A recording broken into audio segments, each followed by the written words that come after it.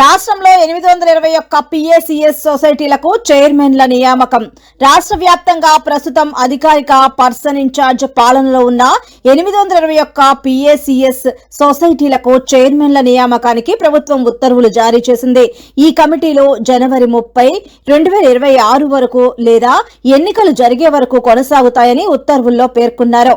Nellore rural నియోజకవర్గంలో Telugu Desam party కోసం కష్టపడి పనిచేసిన కష్టకాలంలో ఎమ్మెల్యే కోటంరెడ్డి శ్రీధర్ రెడ్డితో పాటు నిలబడి పనిచేసిన వారిని గుర్తించి ప్రభుత్వం ప్రకటించిన పిఏసిఎస్ చైర్మన్ పదవులకు నెల్లూరు రూరల్ నుండి 6గురికి ఎమ్మెల్యే కోటంరెడ్డి శ్రీధర్ రెడ్డి మరియు తెలుగుదేశం రాష్ట్ర నాయకులు కోటంరెడ్డి గిరిధర్ రెడ్డి సిఫార్సు చేశారు. వారి వివరాలు ఇలా ఉన్నాయి.